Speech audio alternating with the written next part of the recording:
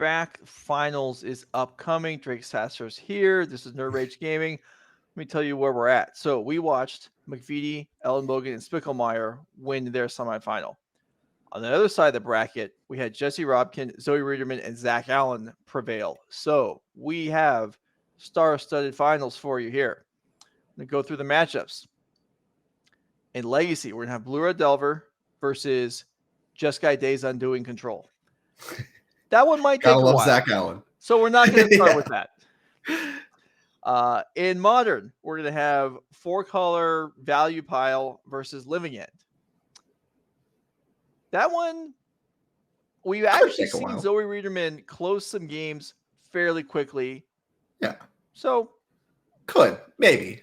Depends on who's winning, I think. Yeah. Depends on how that goes. But we're going to start with Pioneer.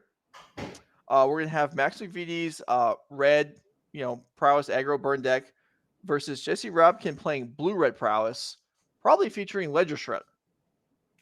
I think we've definitely seen that card in the past. We've seen that in this tournament. Mm-hmm. She's definitely got a really sweet take on Izzet Prowess. We saw her dispatch of a Grease Fang deck early on in the hands of Robert Taylor using Unlicensed Hearst and Ledger Shredder. And now we are here in the finals with her spicy take on Izzet Prowess up against a mono red strategy. Very different flavor. Now that 3 toughness on Ledger Shredder, I think is going to look really good. But this is the time. If there's a time for it to perform here in the finals at the largest NRG available to stack teams, now's the time for that Izzet deck to come through for sure. So some awesome magic we're going to get to watch here as soon as these players are ready to go. And I mean, there's nothing better than Sunday Magic. 3 different formats, 2 stacked teams, trophy on the line. Doesn't get better than this, Joe. No, it's absolutely fantastic. Everyone's here. Thanks for viewing our channel, our events this weekend. We know there are other options out there. Thank you for choosing us. If you're enjoying the content, hit the follow button so Norman Cohen will get off my back about asking for new followers. But make sure you like, subscribe. Yeah, exactly. All that stuff. Players are you need a bit, Joe. You need to get like a script. Get the pregame stuff out of the way. Let's bring up the prize pool one more time because we only have 2 teams left now. So we're up top there. $3,000 for the winning team, $1,500 for second, and a whole bunch of Energy Series points. Those points are useful for qualifying for the end of the year championship. We've got 1 player in this finals who has done probably enough work to book a ticket. Andrew Elenbogen probably going to be joining Ivan Espinoza and Piper Powell in the championship at the end of the year. Max Mcvety also picked up a lot of points this weekend, had a long ways to go to make it through, but actually is I think 30 points for winning would put him. I know Antonio Zanuto did. I believe Antonio Zanuto did not play this weekend. I believe he's judging this weekend. We haven't seen. I know Will Kruger played in the set championship. So some of these players not earning any points this weekend. Max Mcvety may actually be able to jump from 12th up to one of the 2 unqualified spots. We'll see. Obviously, the team event counts, but also the Modern 5K counts, which is actually kicking off right now. But when you mentioned later. Max being able to jump, Zoe Riederman also there. Yeah, at, I believe 14th place. Okay. She with the same point total as Max. So there's a lot on the line here for both of these players. Either team getting that 5-point boost could make the difference when it comes to looking at large bids, even at the end of the year for the NRG championships. Both these teams, a lot on the line, more than just the money. You can see the trophy there on the screen. We're going to move that out the way a little bit, but they are playing for trophies here. They're playing for a pile of cash, and also they're playing for a pile of points. Each, individual player might value one thing over the other, but I know both teams hungry for all of it. Winner takes all. Let's see what we got. All right, opening hands being drawn on top of the fancy new version of the NRG Championship Series playmats. Pretty slick, right? I do like them. I like the marbling. I'm a big marbling fan that looks like kind of like stone-like. I appreciate that. All right, Kumano faces Kakazan. The start for Max Mcvety, and we are underway. Yeah, they showed me like 10 different layouts for these playmats, and I was like, I don't like 2 of them. The other 8, I'm indifferent. This is the one they picked. Fair enough. Joe, the opinion man. It's got a lot. Right. I hate this one. The rest are I can take or leave. Looks like Jesse, pretty quick draw. Considering turn 1 play. Oh, no, just a passing of the turn. Did have a monetary Swiss be available for her to play. Elected not to. I think that speaks a lot to what's going on. And Jesse kindly reminding Max, please stick your thing up before you play your land. We're in your main phase. As here comes the Shokenzen Channel land from Kamigawa. Going to play Soulscar Mage as a 2/3. Opt going to happen likely on the end step. We do like that one. Going to leave it on top, draw a card as we go to her turn 2. All right, so you see a double-faced card flip around, Spikefield Hazard into play, and no creature on the board yet for Jesse Robkin, so perhaps opting there, hoping to find a actually functional land for turn 2 to get the Ledger Shredder on the board. Instead, it will have to wait a turn, and Max will have the early advantage here with an attack for 4. Play with fire, potentially looking to cut that down a little bit. Yep. Starting at 2, going to see if Max wants to build it up with any prowess triggers. Now, I really like how Jesse sequenced this game so far. We noticed that instead of playing her Swiss Spear on 1, like a lot of players would do, she elected to opt instead. And it's like, weird. Okay, why would she do that? Well, think about the power Swiss Spear offers to the table. When all of the removal in this format is shocks, leaving your Swiss Spear naked to die to a random shock effect, not great. Instead, you can do a sequence where you just hold up one of your many 1-mana spells. We see her firing off multiple of them here, on opt in order to get a connive out of this Ledger Shredder. And actually going to discard the Monastery Swiss Spear. Going to put a counter here. But either way, not running it directly into a shock, incredibly heads up from Jesse. Not a play a lot of players. I don't think the opt resolved there. I think the opt was... I think we connived off the Ledger Shredder and then just put the opt in the graveyard. I may be wrong, but I don't know. I want director to ray you over to the table there and just check on that. I don't think that opt actually did anything. Yeah, it's. I mean, obviously the Ledger Shredder connive, probably among the more important of the 2 actions there, but definitely need to resolve the opt if it was cast. I can't tell for sure, but if that opt's cast, then we should definitely stop the match and get that handled if possible. This is a Torbran coming down for Max, which if we pop that up is 2 extra damage for red sources, I believe, for Max Mcvety. And yeah, we need to have this taken care of. I mean, at some point they'll go too far to straighten this out. Okay, and I think this is going to be handled now. Maybe we missaw that, but I certainly we're selecting cards here, showing off what maybe was grabbed off opt. Looks like that was maybe the opt card, and then the other one was maybe it might have just been done so quickly that we didn't see it. Maybe chat. It should be easy to track, right? You can count the cards. The judges will handle this. This is not within our range to be able to do, but we have fantastic judges here that'll be able to handle the situation and do what is appropriate.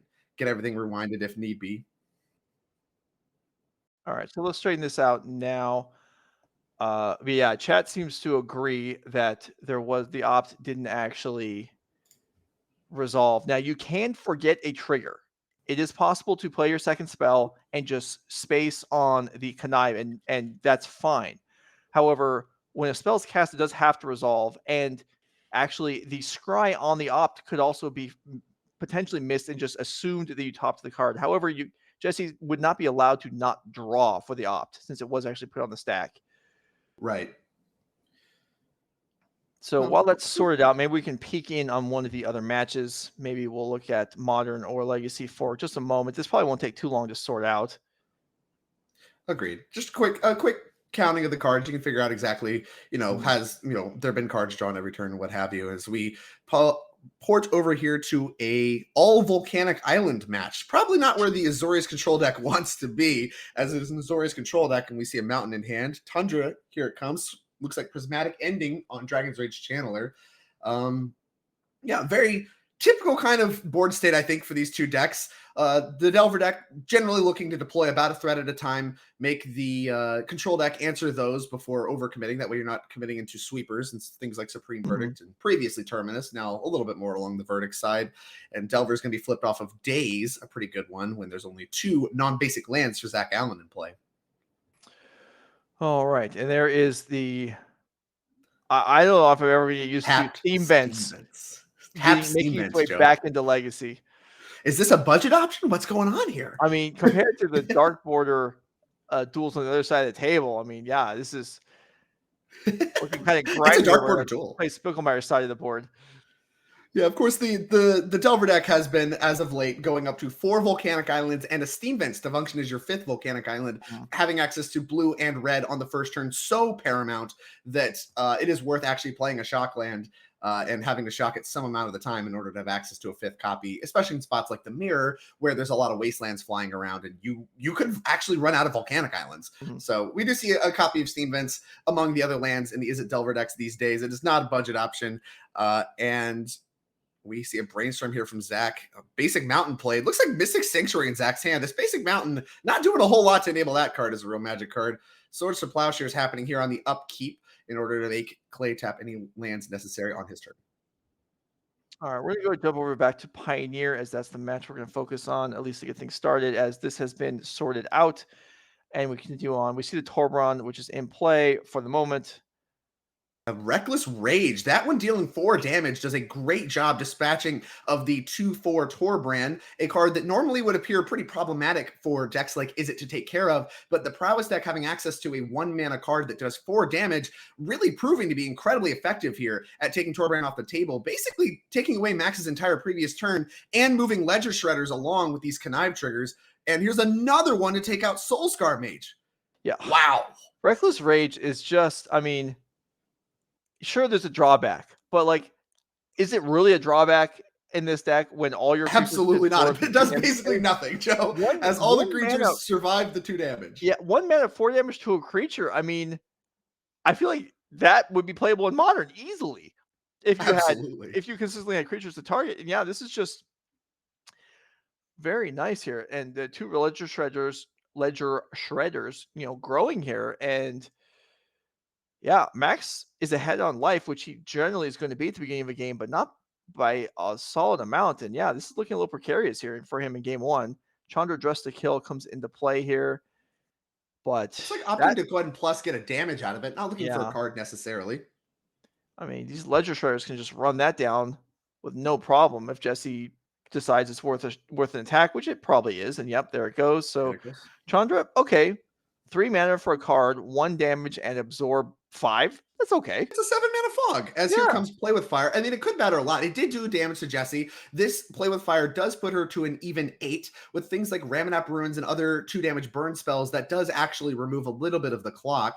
And like we said, it does kind of represent a little bit of a fog effect with all the damage having to go that direction. Max staying at a healthy 17 as he tries to assemble some sequence of cards that will kill Jesse.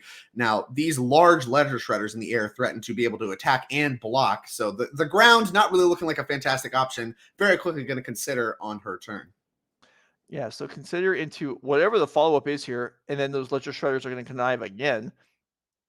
Yeah, that's I think another connive or 2 is really going to be brutal. And Sprite Dragon adding to the threat count, going to do a lot. We see Gigantha has already been bought by Jesse as well. That one's going to go straight to the graveyard, though. Not necessarily interested in casting it, but it looks good as a 1/1 counter on a Ledger Shredder. All right, and a land Steam Vents will get pitched there, so no growth that time, but 6 power on the board. Sprite Dragon, perhaps looking to grow a Treasure Cruise. That's the one you want to see. Yeah, so this really, I mean, Mcvety needs to get this over real quick, and I don't know that that's actually possible. I'm sure it's possible, but it's not likely, as Jesse is really loading up here with, I don't know, I wonder, now there are some haste creatures in Max's deck here. Does Jesse hold a creature back here, do you think? Let's see, what do we got? We got 6 in the air, 7, 8. I don't think so. You're representing lethal in 2 attacks. I think she's doing that math exactly right now. Yeah. I don't believe unless you have a Play with Fire, you can afford it. Actually, I think you can, especially with the Swiss Spear. You can actually just hold the Swiss Spear back if you want. Just to respect that. You have to consider to grow it too, to get it around a removal spell. The Swiss Spear doesn't do a lot to change the clock. So I think you're looking to attack with the Flyers here most likely and hold just about everything else back. And hold back the Swiss Spear, which is exactly what she's going to do. A very good attack from Jesse. Heads up respecting that haste creature. As Max probably looking to just Ramunap Ruins. You're at 6. Okay. I'm at 9. I have a Swiss Spear in hand and a Mountain. That's not good enough. Max going to pick it up in a convincing Game 1 victory for Jesse Robkin. What a case study for Reckless Rage. I tell you what. Yeah. Reckless Rage, Ledger Shredder, both look incredible. That was impressive stuff. Yeah, chat saying potentially Jesse played 2 lands a turn there. I'm not sure that that's accurate. There was a Steam Vents discard to Ledger Shredder. I don't know if 2 actually made it into play. There was definitely 1 played and 1 discarded. I don't know. The game ends in their favor. Mcvety unable to keep up. So 1 game to the good in Pioneer. Let's find us some more action. I know that Legacy is still playing, but let's go ahead and go to Modern. Yeah, Modern's got to be still playing too. This star-studded finals has no shortage of fair decks that like to win a long game, as it looks like Zoe doing her thing with her Living End deck, putting a bunch of creatures in play. We'll see what Andrew can do about that. How about a Lightning Bolt on the Grief? Going to take care of that one before the Grief happens. Yikes. Eternal Witness going to hit the bin. Looks to be a pretty rough spot for Andrew. Yes, it certainly does. I mean, this Living End deck, I've been impressed in its ability to combat a variety of archetypes. It's not just strong against work. A creature deck, obviously it's going to be great because Living End clears the board and then loads up. But against control decks, it has put in a lot of work also. These Griefs help, and just the timing. I mean, this wasn't even a flash Living End. I don't believe this one was just a Charlotte's Agent. But there's the Teferi, turn late. Oh my gosh. And Zoe, an embarrassment of resources of her own. She's got a Force of Negation. In addition, she's got that Colossal Sky Turtle, one of the powerful channel cards from Kamigawa Neon Dynasty. Gonna look to go ahead and force that Teferi. That does remove a little bit of the clock, picking up something like a Curator of Mysteries and just cuts down the clock a little bit. Zoe can afford to take care of that, as she knows Andrew's last card, an Island. There's got to be worse cards than that off the top of your library. Let's go ahead and just get you dead. We'll make you have 1 draw step. And if you don't got it, then that is 1 dead Andrew Elenbogen. Yeah. Here comes a crunch. You're saying Sky Turtle in hand, so blockers aren't going to cut it here. Incarnations could potentially buy Andrew a turn here, but let's see. There's an iteration. Okay. That looks like how it starts. It looks like we're going to rebuy Force and force that. Absolutely not. No spells for you, says Zoe Riederman. Yes, indeed. Colossal Sky Turtle doing all kinds of work. Bounces off the board, regrows from the graveyard, picks up the Force Negation. No spells for me. We'll go to the next game. And Zach Allen up a game also. So 3 games across the board. The team of Robkin, Riederman, and Allen wins game 1. Well, Elenbogen, Mcvety, and Spicklemire have some work to do. Absolutely. A sweep in game 1's looking very good for the team of Riederman, Robkins, and Allen. Some impressive stuff, some impressive magic played here. No mirror matches to be found, so all players look to be very, very well versed in their individual matchups, their individual seats. Some tight magic being played here. A lot on the line, and if you're Riederman's team, you got to feel pretty good about how things are going so far. Yeah, or if you're a Riederman's team fan. I mean, being up a game across all 3, and they were the lower seed as well. So all 3 of them, I believe all 3 of them won the draw. That is tough. That's very tough. We've had conversations about changing, because traditionally in team formats, the higher seed gets choice in all 3 matches, and we felt like that was maybe too big of an advantage. So we discussed changing it so they'd only get choice in 2. I don't believe that has been actually implemented, and yet 3 games on the draw. I mean, they don't need it. They don't care. Yeah. Joe, change it however you want. They don't care. They're going to win no matter what. They got it. Apparently so. They don't need the help. Absolutely. So all 3 matches are sideboarding. Thank you for joining us here at Nerd Rage Gaming today. Once the finals are over with, we generally would like to interview a player from the winning team. However, with the Modern event already in swing, those players are probably going to be transitioning over and finding seats to get ready for Modern. So I don't know that we'll get an interview right away, but we'll try and fit one in later in the day, as the Modern event is going to be running all day long. 9 rounds of Swiss. There were, I believe, 302 players registered, and they did just begin about half an hour ago. So probably the players in the finals will receive a bye if they're interested in playing in the Modern event. Okay, Pioneer is drawing their opening hands. Let's go ahead and go back down to the match, and we'll see if Jesse Robkin is able to double up on Max Mcvety and take down the first match for her team. Mcvety looking for a good start here. Also, I mean, rule spells that can deal with growing fly. I mean, these flyers, these Ledger Shredders. I mean, maybe you can deal with them at 3 toughness, but once they're at 4 or 5, I mean, they're kind of out of reach. Yeah, that's very, very true.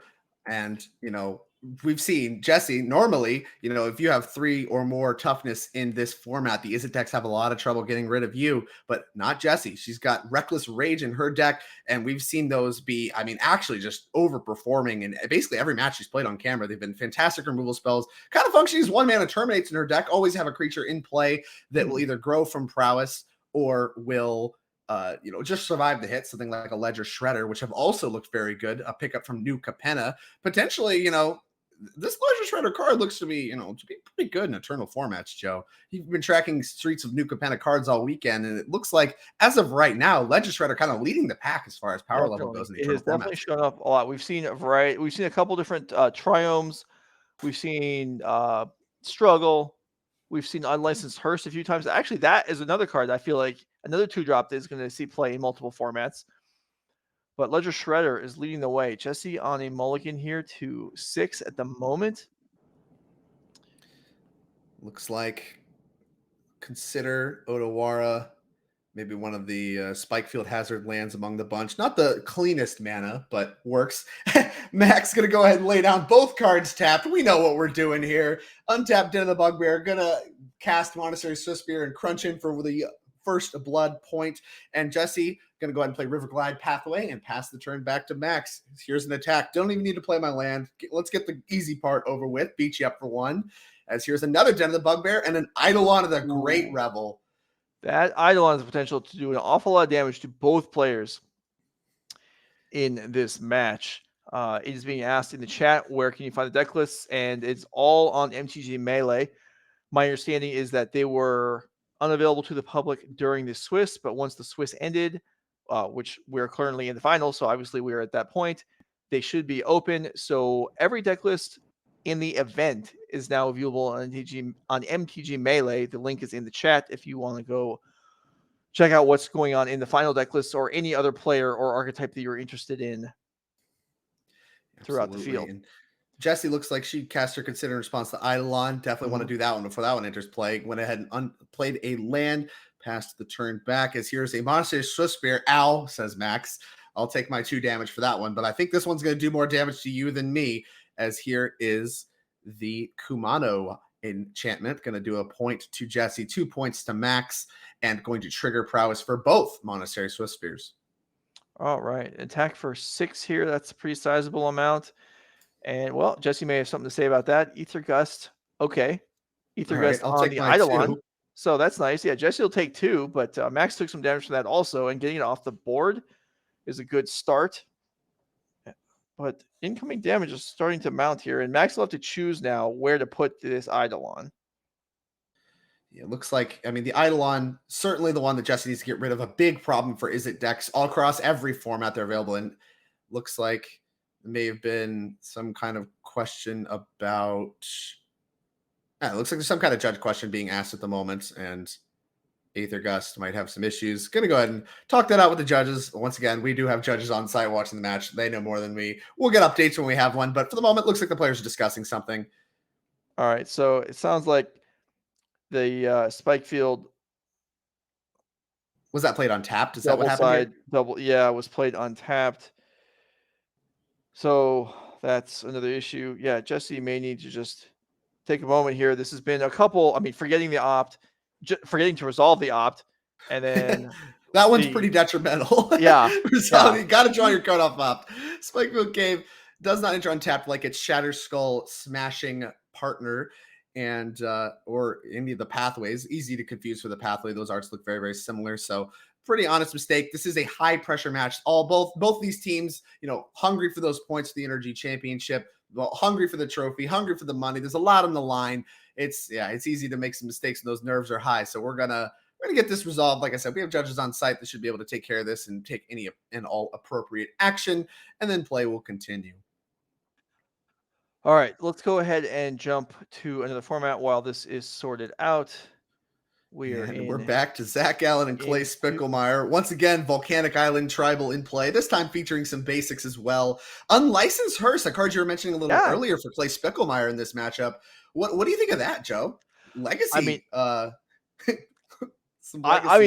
a believer. I think Unlicensed Hearst, maybe we can pop that up. Yeah, there it is. A new card from Streets of New Capenna, a new vehicle, which my friends and I disagree on how high of a pick it is in limited. I think it's pretty much an auto first pick. They don't think so. But anyway, an impressive card. Actually, you want to know how impressive this card is? It carried Slivers to a top 8 in the Legacy Challenge online last week. A Legacy deck, something like 20 land, 39 Slivers, 1 unlicensed hearse, made top 8. Don't forget the Aether Vials, Joe. You need some Aether Vials. Yeah, there were Aether Vials Come also. on, come on. But why are you more such a importantly, sliver hater, Joe? I unlicensed love hearse, slivers. just They're so sick. a card that grows, that deals with the graveyard. I mean, graveyards matter in, a variety of formats in a variety of different ways. And, we know Zach Allen plays Days Undoing, so the ability to reshuffle back in your graveyard and retake advantage of your spells all over again, not going to happen here. Absolutely not. And there might be some Snapcaster Mates, various other synergies. Yeah, Mystic Sanctuary, we know among the bunch. So Sabine's Reclamation is a card that sees some play in Legacy in these style of decks. So yeah, just shutting that down and then also building what looks like currently is a 3-power attacker if Clay gets around to crewing it. Also, I really like that about this card, Joe, is you can bring it in these control style matchups as what appears to be a sweeper resilient, hasty threat. Right. So, like, not only do you get that graveyard synergy, we've seen things like Relic and Progenitus be relevant in fair style matchups where you both care about your graveyards. You can kind of eat theirs while keeping yours around. And if you need to cash it in for a card, you can. This kind of does the same thing Relic and Progenitus does, except it's better for decks like Izzet Delver, where you care about having a threat density. You have this now. If if Zach answers the Dragon's Rage Channeler in play, there's a potential for Clay to be able to just like play something like a Murktide Regent or what have you, crew, and then get some damage in right away from this thing that's also answering the graveyard. And that versatility and granularity there between those two options, I think, provides a lot of stock in this matchup for Unlicensed Hearse. And even though your own graveyard is a resource, Clay does remove 2 cards, and now this Hearse is a 5/5. So like you're saying, yeah, if Zach Allen taps out at any point, bang, this Hearse can just crash across for a fair amount of damage. Clay with a lot of cards in hand here, a Bolt, a Forest, a Daze, among other things. So a very capable hand right now. Zach Allen also quite a few cards in hand, and we'll see what else happens here. There is a Sabine's Reclamation in Zach's hand, so that is one effect that the Hearse has had, and here it comes in attacking for 5. It looks like Zach going to quickly fetch. Looks like a Wandering Emperor. Almost certainly going to try to take care of that Unlicensed Hearse, while you still can. Looks like a Day's going to take care of that Wandering Emperor. Absolutely not. And Zach's going to go ahead and pick him up there. That is not going to be a position he can recover from. And that'll be game number 2 of the Legacy match here in the finals of NRG. Yeah, the first game for Mcvety, Elenbogen, and Spicklemire in the match. They're finally on the board. Now we're going to switch over to Modern, see where they're at. Oh, it was the first game. Wow, they just finished their first game. There's a lot of wastelanding going on in that game.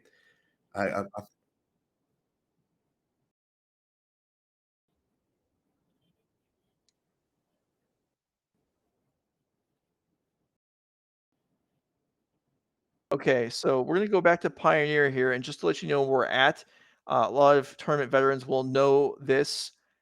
3 game rule violations will upgrade to a game loss. Jesse now has received 2, so certainly needs to be a little more careful going on. I mean, I understand there's pressure going on, playing for yourself, playing for your team in the finals of an event, but proper play is required. So looks like the Aether Gut's going to go ahead and still take care of that Eidolon of the Great Revel. Odawara as the land for turn. 3 mana that Jesse has access to. Has a lot of work to do, though. Still at a reasonably high life total, but Spell Pierce not doing a lot against all these creatures that are already in play. Looks like a Ledger Shredder among the bunch. Definitely where you need to start. Get a blocker out. Let's get a Consider follow-up.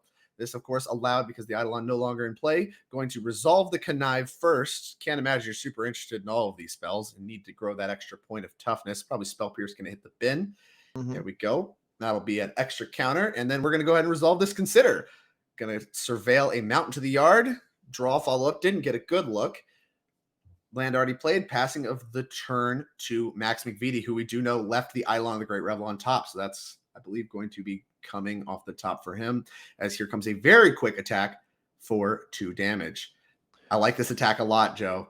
Yeah, I mean, this puts Jesse the test here. What can you play around? What do you worry about at 8 life? It's questionable whether this attack can just be absorbed. And there was a question in the chat on what actually happened in the Legacy game. Drake was summarizing, the Wandering Emperor came down, was dazed, and so Zach Allen conceded. That was how that ended up. It wasn't a lethal attack, but Zach Allen decided, you know what, I'm not going to be able to overcome this, so let's just go on to game number 2.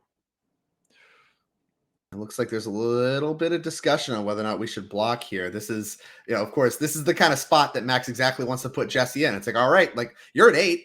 This attack looks pretty rough for you, and you only have a Ledger Shredder to block. Of course, you can grow at a point on the next turn. I've cast no spells, so you don't even know if you're getting a trigger on my turn. And any creature I play, if all I do is play one creature, gets a counter, and that would be really bad for you. So, what are you going to do? Are you going to block? Even if you block, all I have to do is play a spell, and I don't even lose my Swift Spear. And here is a Stomp. That's a good one to have. Prowess triggers. That's 4 toughness. That kills a Ledger Shredder. 2 damage going to come across to Jesse, putting her down to a very precarious 6, but no Eidolon on the Great Revel. So Jesse has the potential to string together a series of spells to try to catch her back up here. All right, so Sprite Dragon to start with, Treasure Cruise for the full delve. We'll put a counter on the Sprite Dragon, and this counter 3 cards coming. Yeah, well, they're gonna have to be a land and another spell, I think. And a lot of Steam Vents and Spire Bluff Canals. Yeah. Not the lands you want to be staring at right now. Where are those Spire Bluff Canals earlier? All right, so if there's a Steam Vents, which would put Jesse down to 4, Sprite Dragon would grow on a spell, so it's not a guarantee that Jesse would die this turn, although it is looking pretty shaky. I think this is one of those darned if you do, darned if you don't situations, Joe. If you can't shock in a land, because then you're just taking 2 damage. Like, that's just so much damage. When there's another hasty creature coming, there's still an Eidolon among the mix, and you're going to get locked out of spells very fast, and you're already way behind on board. But if you just play a tap land, all you have is a 2/2 to multiple Monetary Swift Spears and a huge, onslaught of attackers.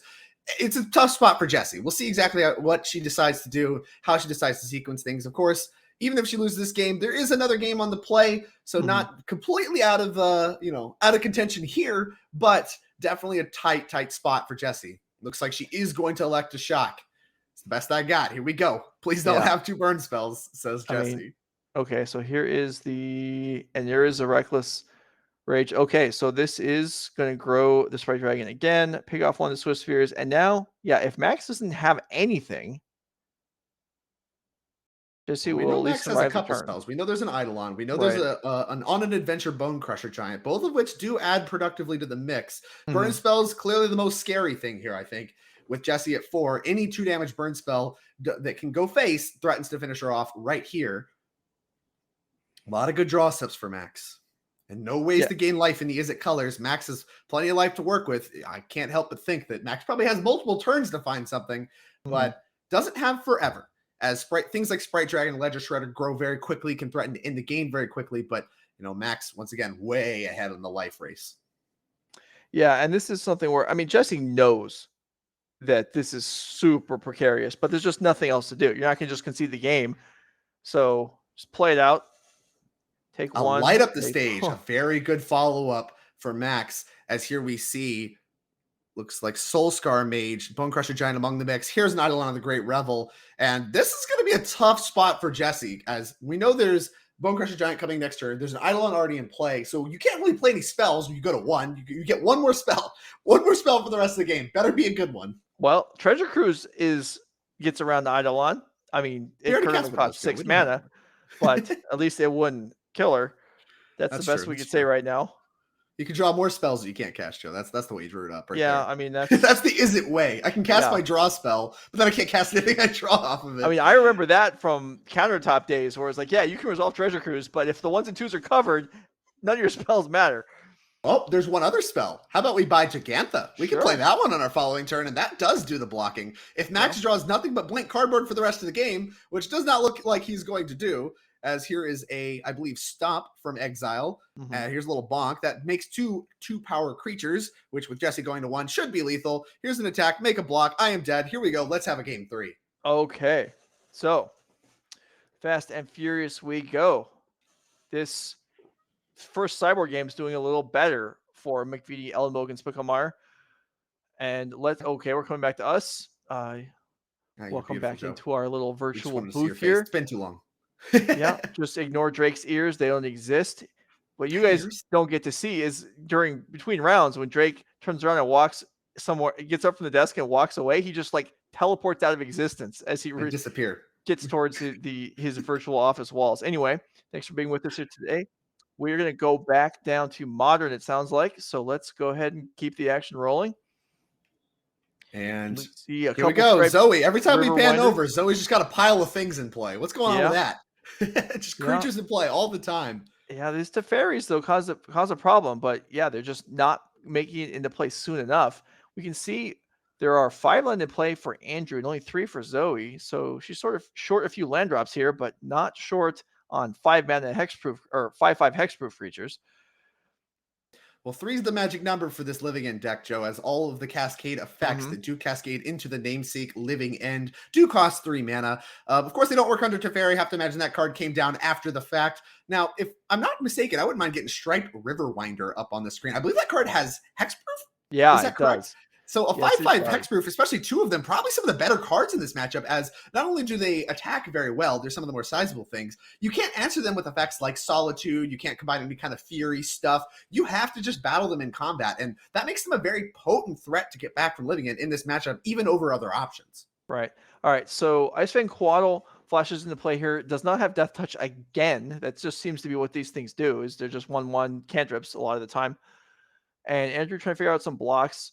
These creatures dying is not the worst thing in the world, although it does look like all the damage is going to come across. Solitude and Icefang Quaddle are both creatures that are pretty decent to come back from Living End.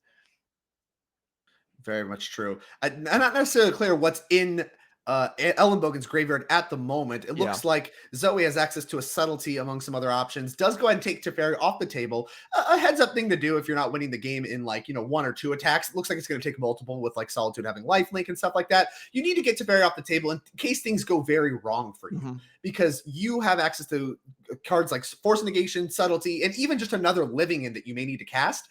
Well, Teferi stops all those things. So very heads up, go ahead and take care of that Teferi, even though, it's very tempting to go ahead and try to get Andrew dead. No need to get greedy with it. Let's just get Teferi off the table, as here comes an Eternal Witness. Zoe, going to survey the options. Look like it literally just Teferi and Expressive Iteration. 2 copies of each among lands in Andrew Elenbogen's graveyard. Land likely not the card to be selected, given how many lands he already has in play, but you never know. Yeah, and down to 9 life now. So if Witness is resolving here, subtly in hand for Zoe, but 1 short of being able to hard cast it, as well as a dead Living End until a Grief is drawn. Teferi is the pickup for Andrew.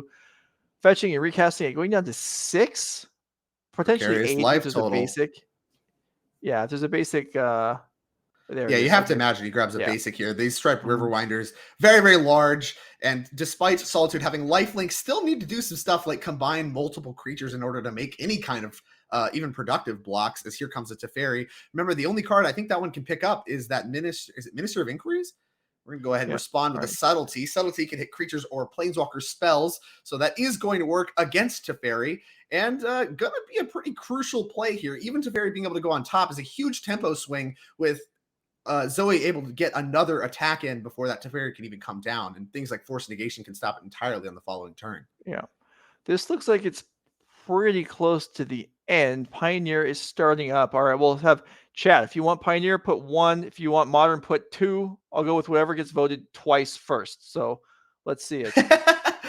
Joe, I've never seen you relinquish so much control over the stream. Well, I don't have to follow what they say. All right, we got 2 1s first. Pioneer. Let's go. All right, so we'll swap with the Pioneer match. We'll keep you updated on what's going on here. We're already in the thick of things. Fiery Impulse, a very powerful effect, being able to take care of a Bone Crusher Giant early in the game due to Spell Mastery. Going to deal 3 damage instead of the traditional 2. Jesse's mana looking somewhat painful. The Shivan Reef, probably not the land you want to see in this particular matchup. All right. Well, chat, I don't know if I agree with your choice here, as that Modern game looked like it was winding towards a conclusion, but here we are. Double Kumano faces Kakazan for Mcvety and Jesse Robkin.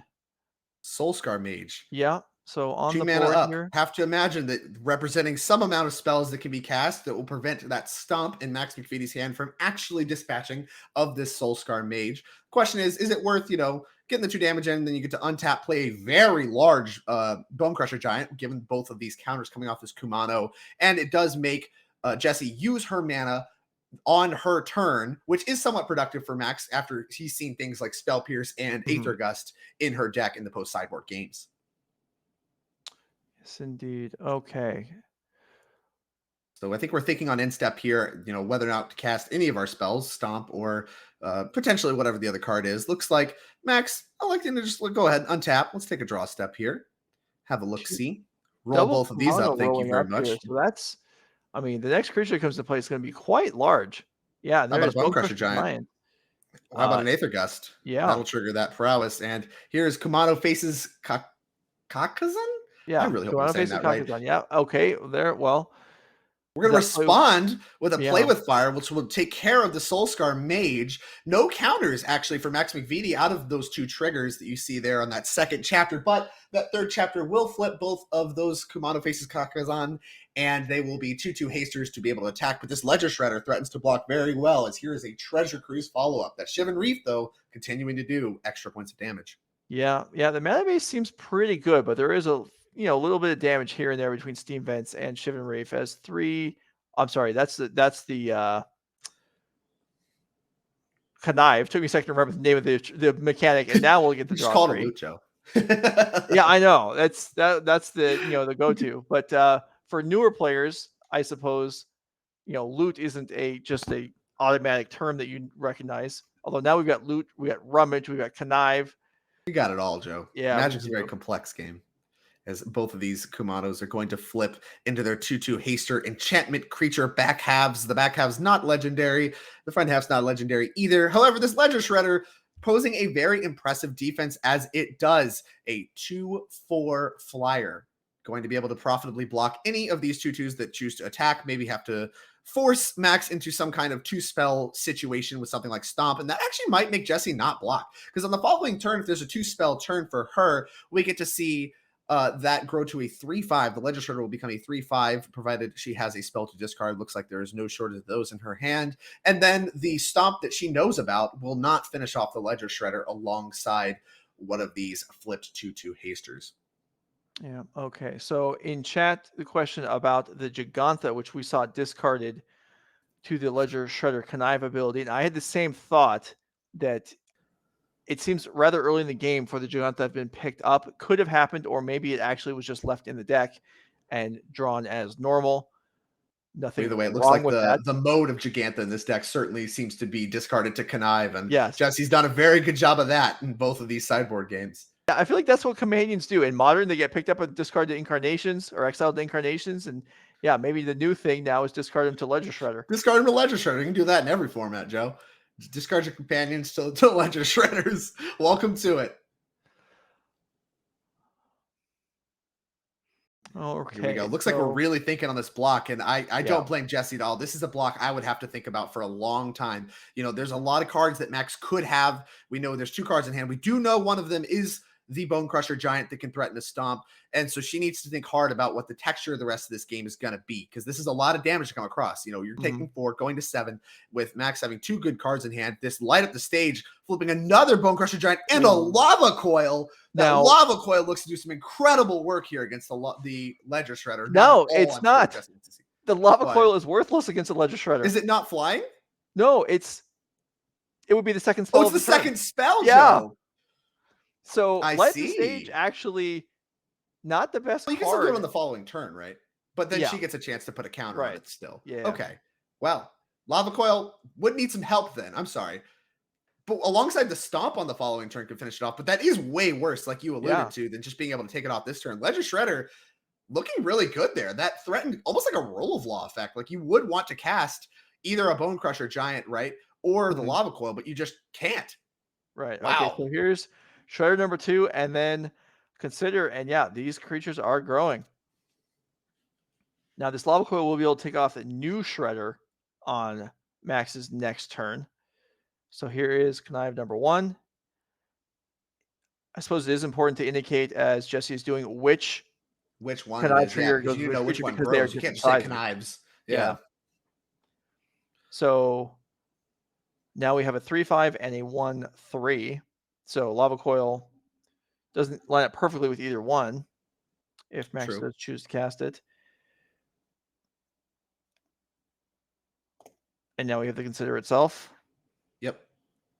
Looks like we graveyarded a Steam Vents, drew a River Glide Pathway, which will be played on the front half. Look, is that all 4 of them? Sick.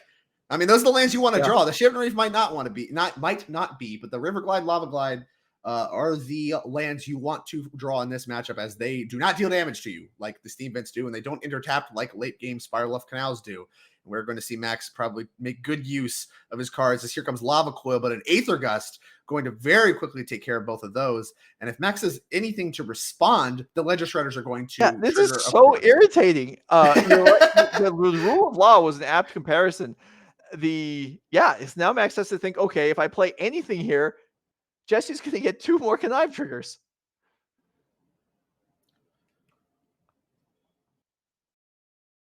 Looks to his left to Andrew Elenbogen, was like, hey, can you believe this crap? Man, Ledger Shredder, what the heck? Ledger Shredder, this card's unreasonable. Why aren't you playing these in your 4-color Yorion deck? You should be playing this card basically everywhere. I mean, this is the power of Ledger Shredder. This is the power of Jesse Robkin's deck. As you know, she brought Izzet Prowess here, a deck we haven't seen as much of, but Ledger Shredder has just been an impressive addition to this deck. Yeah, and the pace of this game has slowed down as Max again is just like, go. I'm not all right, fine. You're at 5. Yeah. I have plenty of great draws in my deck, but these flying blockers make it extremely annoying to try to attack through. Mm-hmm. And here is a Fiery Impulse going to take care of the first Saga flipped creature from Neon Dynasty. Treasure Cruise, an impressive follow-up. Going to trigger Connive for both creatures. I'm sure she'd love to have the cards before these Connives go off, but you know, you can't have your cake and eat it too, Joe. Yeah, well, she's doing just fine as it is. Yeah, removing 1. Okay, you know, Max has come back here. All right, blast you for 2. Why not? Put you to 3. Yeah. Before you could draw any potential spell pierces or counter spells or whatever. Do you want the 3rd Ledger Shredder, Jesse? I have to imagine the answer is no at this stage of the game, but you never know. Expressive Iteration, maybe not as good when you know you have 3 cards coming off this Treasure Cruise. You know you already have plenty of card advantage. Do you want more threats? That is the decision that we are making here now. And there is somewhat a shortage of red mana that's not Shivan Reef. I imagine Robkin's not going to want to use that Shivan Reef for pain. Can't imagine anymore. so, especially not a precarious 3. And if you think about the damage Shivan Reef has done this game, I mean, it matters so much in this particular moment, right, Joe? Like if she had 1 or 2 more life, like that's an entire card for Max almost, as we do see the Spell Pierce actually drawn off the second Connive. That one is, of course, kept on the second Connive ability. Counter going to come to the second Ledger Shredder, but Max, very heads up, casting that Stomp before any of these, you know, different filtering effects or draw card effects could happen, as here comes a potential attack from a Ledger Shredder. You have to end the game eventually, Jesse. You can't sit here and take draw steps with Max forever. That's not a winning strategy. Then the Bugbear, tap land can help, potentially. The Lava Coil's on the top of the deck, I believe. So that Ledger Shredder is vulnerable. And if it's going to get picked off anyway, then may as well attack with it. I like it. Although, if that's the case, then when the Kumano attacks and the big Ledger Shredder blocks it, Lava Coil could kill that one. So, yeah, I think being conservative here is the right idea for Jesse. And Max is now, I feel like he's drawn this Lava Coil for like 4 consecutive turns. Aether Gust, a powerful but annoying card for sure.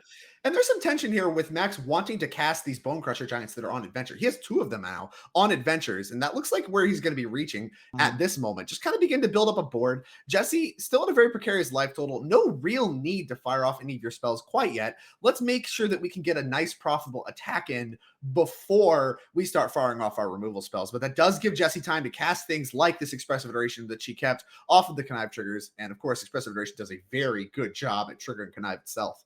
Yeah. And drawing a mountain off the top isn't the worst either, although this is actually a bunch more land, including a Reckless Rage. So that's Reckless another Rage, a good one. Targeting Bone Crusher Giant, not a good one, though. Yeah. So this is going to be, land into hand, Rage into exile to play this turn. And I imagine we'll see that mountain played from Jesse, or potentially a tap land. But you know what? We're going to see a whole bunch of nonsense because there's more conniving to be done. Oh, plenty of conniving. Jesse does a lot of conniving, it seems, in this particular game. And looks like there may be a response here. Going to respond with... It's a red cap melee, I believe. Red cap melee. And That gets eat spell the pierce. spell pierce. Absolutely not, says Jesse. I would like to connive now, thank you. Treasure Cruise number 3 among the bunch. Yeah, red cap melee does 4 damage at instant speed. Target creature planeswalker. If it's non-red, then you have to sacrifice a land. Max would have had to sacrifice a land had it resolved. It did not. So does not have to sacrifice a land. All right. So graveyard rebuilding again. I believe that's Den of the Bugbear alternate art, of course. Oh, it is. Yeah, there you go. Second one, going to be a Steam Vents. Not really good at this stage of the game. Does leave that Ledger Shredder still vulnerable to the Lava Coil that we know about, but I think she's kind of written that one off basically no matter what anyway, as here comes a follow-up. No reason to wait for next turn. That Treasure Cruise there, maybe that's going to get fired off now. Looks like just lands plus the cruise in hand. Perhaps thinking about how much she wants to delve out. Maybe wants to leave some mana up, but could also just tap the lands here. Also, I do not believe it's played a land yet, so we can play a land here to help along with casting that Treasure Cruise, but she elects to do none of that. I'm just going to go ahead and play my Untapped Mountain, pass the turn back. Light Up the Stage appears to be the draw for Max Mcvety. Now, getting that Spectacle looks like it's going to be actually pretty difficult for Max, given this quite powerful defense of our rare from Streets of New Capenna, Ledger Shredder. A lot of toughness on that card, Joe. As here comes the Lava Coil, targeting the one that has 4 toughness. Heads up. Okay, so that's out of here. Max finally gets that Lava Coil out of his hand and off the top of the deck. And so we're considering here that Light the Stage, yeah, it's tough to, well, it just kind of invites conniving. Now, Sprite Dragon getting Sprite Dragon with Treasure Cruise follow-up and a connive trigger to boot. That's kind of the way you want to do it. This Sprite Dragon looks to grow very, very quickly. Jesse, at this stage of the game, has a lot of mana that she has access to grow this Sprite Dragon. Max, still at the very healthy 20, does not take any damage off of his lands, being in mono red. And, of course, Jesse, being so far behind on the life total race, has not yet been able to attack. A Braid discarded to the connive trigger. That one not terribly good against the Bone Crusher Giant, as you can't target that one. That one's going to kill you. Yeah, okay, but at least there's another creature. That's a big deal. Jesse feel confident to attack here for 2? Yes. Yes. All right. And looks Max like somehow still at 20. Yeah, going down to 18 here with that attack. Eidolon of the Great Revel, a very good draw. Going to do a lot to stymie the attacks from Sprite Dragon. Probably one of the better draws. And I believe Max doing a Aether Gust count here, if I had to take a guess. Looks like 1 has been potentially used, maybe another one in the yard there. Yeah, it looks like 2 has been used. Deck lists are public, not necessarily clear if that's all of them or not, but typically you're hard-pressed to play more than 2 Aether Gusts in any given deck. So Max should be, so moving at the left. So if since Max's life total hasn't been updated, then I'm curious whether it's actually accurate that he's actually still at 20 and we've just hit 3. Maybe we can get confirmation from the spotter if that's actually the score. I have to imagine it's 3 to 18 here. I can't imagine that he has any ways to gain life, as here comes a 3 mana play, perhaps a Light Up the Stage. Could look to, maybe he was doing a Spell Pierce check too, to see if that's going to get Spell Pierce. A second land off this Light Up the Stage, which we do find immediately, will allow him to cast his Eidolon of the Great Revel, which unfortunately could grow the Ledger Shredder, but I think it's something that Max wants to do nonetheless, and he agrees, as here comes Eidolon of the Great Revel, a loot going to come off the top. I'm sorry, a connive trigger going to come off the top for Jesse.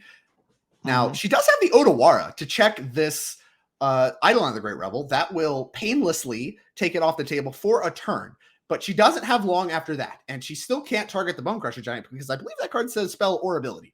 So, you know, kind of really treading the line very, very carefully here. Going to go ahead and discard a land and maybe a response. Yeah, I think an Opt was actually acquired, and that's actually nice because it allows the Sprite Dragon to grow before Eidolon enters play. Exactly. And we're going to bottom a Steam Vents there, it looked like. And random card coming. Spell Pierce off the top. Could look to be pretty good here, even with Max having 5 lands. It remains to be seen, though. I think that card's very quickly expiring. Yeah, especially with Eidolon making its way into play, it looks like. And, well, we're still responding. Here is... Oh, no. Okay, we're not responding. This Eidolon is in play. Is that a Flame Blast Bolt? Looks like a Flame Blast Bolt. Yeah. And that is her second spell, Right. perhaps looking to trigger the Ledger Shredder. Max is like, wait a for minute. herself. This Ledger Shredder does more stuff? What's going on here? Yeah, more text, Joe. It doesn't stop. It just keeps doing things. It keeps growing. Now it's what? A 6/8, sure, whatever. So 1 toughness off of being pretty nice. We're looking at 10. Wait, so the Eidolon's dead, I think. Yeah. The Eidolon's dead. I believe it's also exiled. Yeah, Not sure that matters, too. but I believe it is also exiled. And Jesse looks to be at 1 with a 2-turn clock. Den of the Bugbear does offer to block that Bone Crusher Giant, but that Kumano Face Kahakazan does 1 damage, right? That's lethal. Yeah, and there's also a Den of the Bugbear in play for Max. But, yeah, so that's... All right, so the modern game 2 has finally ended with Andrew tying up the match. So we're actually even up Jesse across has 2 spell pierces, but that's not good enough because Max has 5 lands. Yeah. Well, it could be, I mean, 2 spell pierces is 2 spells, so it would be spell pierce, connive. Hope to find something. hope for a third or what have you. I don't know. Here comes an attack with Sprite Dragon. Yeah. Yeah, gonna go ahead and get that Eidolon exiled. Thank you. Get that out of here. Here comes 4 damage. Max down to 14. Quite a discrepancy from being at 1. And a passing of the turn. Max, eager to take a draw step. What does Jessie have? She left herself dead to that Kumano Faces Kakazan. Do I attack with Den or do I play my Kumano? All right, I'll spell pierce that. Trigger that. I may wait. We're thinking about things potentially in response to the Sprite Dragon trigger. Oh, we have a Rending Volley. Oh my gosh. Don't cast a Rending Volley. Oh my gosh. All right. Wait. No, that was... Yeah, that's right. That's right. It's a response to the Kumano. And here's the second spell pierce. So the Sprite Dragon is going to live because it's going to grow. The Sprite Dragon gets to live. Yes. Oh, she set a trap for Max Mcvety here, and he fell right into it. Oh my gosh. And this Kumano is... And Ledger Shredder's going to discard another Ledger Shredder, go to 6 power. Kumano has 2 spell pierces on it. Yeah, it's out of here. Rending Volley is not counterable, I don't believe, but it doesn't do enough damage to kill the Sprite Dragon, which is now a 5/5. 5 plus 6, 11, 12, plus Den, 13.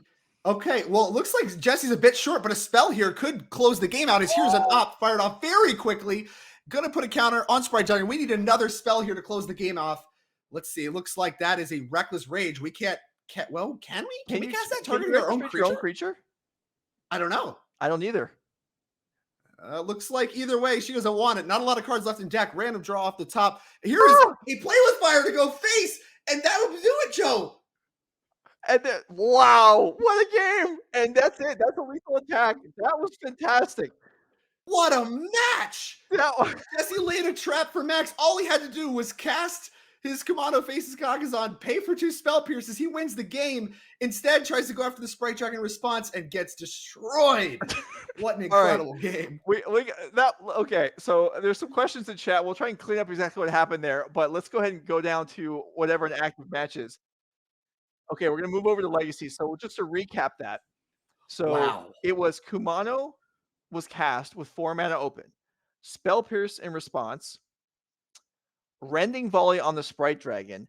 Second Spell Pierce targeting Kumano, not targeting the Rending Volley. I think that was some confusion. So there's 2 Spell Pierces on Kumano. Now only 3 mana left. Counters added to the Sprite Dragon. Conniving on the Ledger Shredder allowed the Sprite Dragon to survive the Rending Volley. Kumano gets countered by the double Spell Pierce. Bone Crusher Giant cast from Adventure Zone.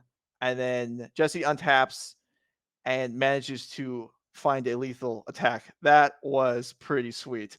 That's awesome, Joe. You know, there's a lot of times where you talk about, whatever, a lot of plays being scripted. You hear players say all kinds of narratives about how there's nothing they could do, but it's awesome to capture moments like that on camera where if all information is face up, players just cast their spells. There's no way Jesse can win. And instead, Jesse laid a trap, found a line, And because of, Max trying to take care of that Sprite Dragon, didn't think she had the second Spell Pierce after having cast, one in the yard. Didn't think she had 2 more in hand. She gets to leverage that, the fact she does, and find a win where there wasn't one. Incredible stuff. As here's a supreme verdict to take care of all of Clay's creatures, which is probably pretty good for Zach having 2 Planeswalkers in play.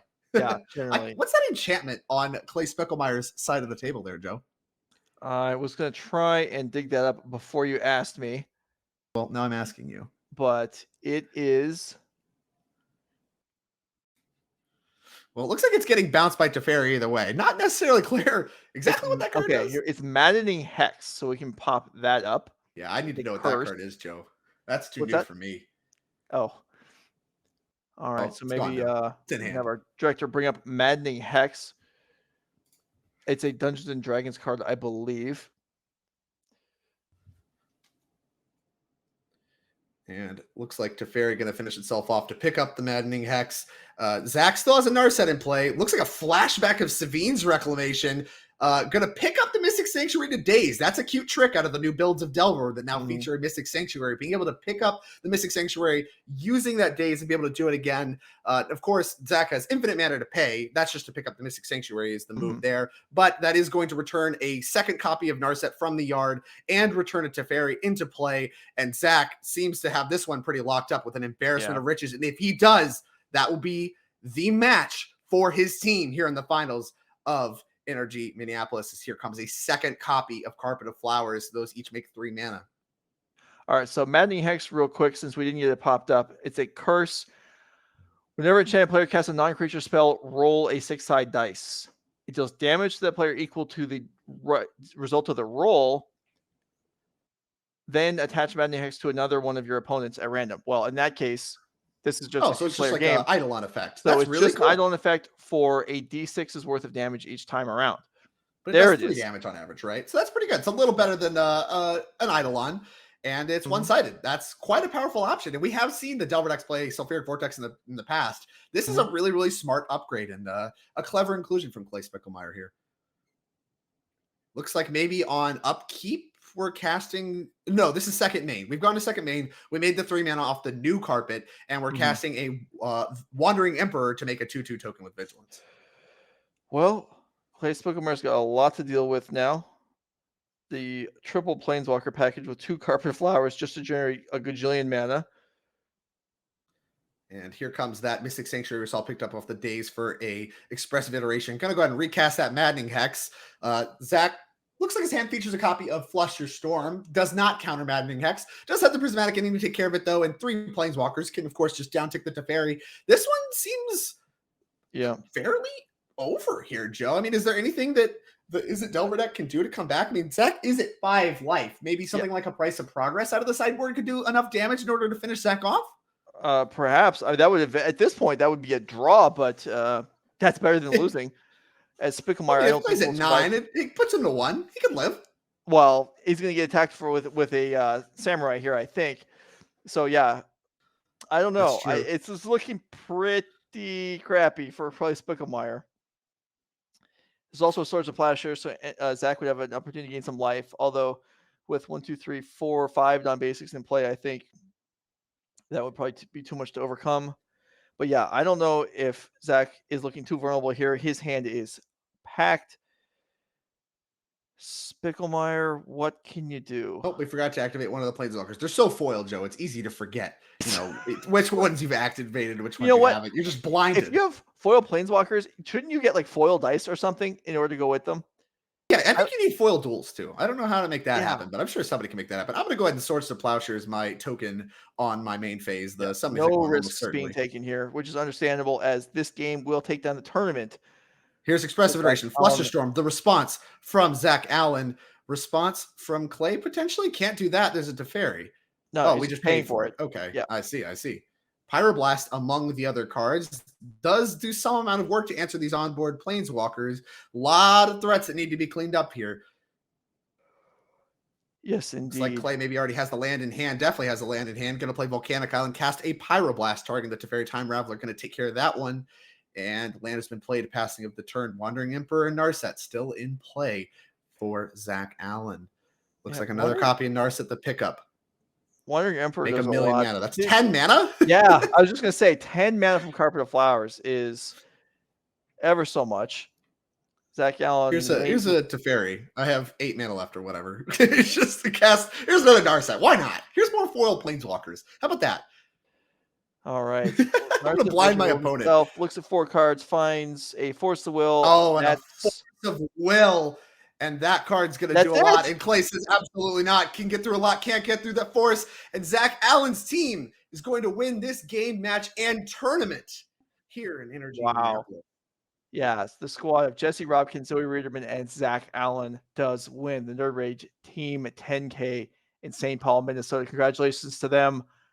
Very exciting games. Particular, I'm going to say that Pioneer ending was hot. That was so That cool. was so incredible. I mean, that's the kind of stuff that when you look back and you assess Magic as, you know, a very, very skill intensive game, there's that nobody finds that play. I'm sorry. There's like, whatever. There's a bunch of people watching this tournament. I would not have found that. I'd be like, all right, I'm dead. Whatever, pass the turn. Like, I would not be sitting here trying to think of a way to navigate 2 spell pierces. Like, maybe I'll play it out, but I'm thinking I'm dead. My body posture is going to show it. And I'm here to tell you right now, almost everybody in chat, everybody here watching, you, me, almost all of us would not have found a way to win that game. Yeah. Jessie certainly did. And an incredible performance from not just her, but her entire team, and well-deserved victory here in Minnesota. You said it's the first NRG in Minnesota too. Yeah. What a way to round that one out. Yeah.